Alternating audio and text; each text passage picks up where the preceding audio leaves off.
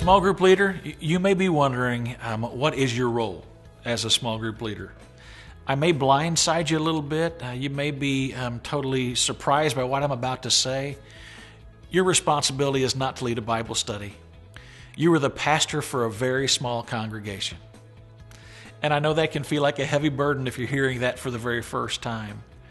All of us that pastor people sometimes feel the weight of that, and we begin to believe we're not capable, we're not competent. I'm intrigued when I read Acts that we find that Peter preaches and 3,000 people come to Christ, and the next thing we find out is they're meeting in homes. None of them had been trained. There were no education ministers or small group pastors giving them hours and hours of preparation. They were responding as the Holy Spirit guided them. You can be a great leader, and you are a great pastor to a small congregation, but the most important thing you can do is not necessarily having more training.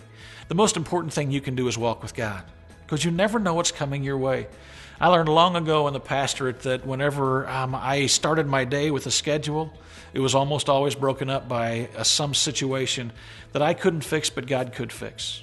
And I found out real quickly that if I was going to hear from God in those moments, the most important thing I could do was walk with Him.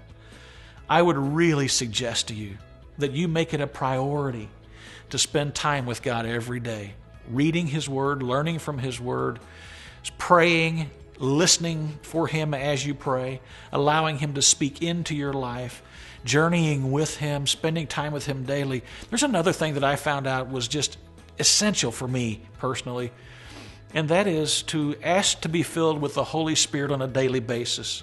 Now, don't let me confuse you theologically. Obviously, the moment you accept Christ, we find that the Holy Spirit comes into our lives and is part of us the rest of our existence. But there's that passage that says, do not get drunk on wine, which leads to debauchery. Instead, be filled with the Spirit. And too often that passage is related to, by some, the partaking of alcoholic beverage. That's not the primary point of that passage. The primary point of that passage is that we need to be filled with the Holy Spirit as some people are filled with drink. And when we are filled with the Holy Spirit responds through us when someone calls on their pastor, their small group leader, in the midst of a situation that they're in. Please, small group leader, do whatever it takes to set aside time for God and for His purposes.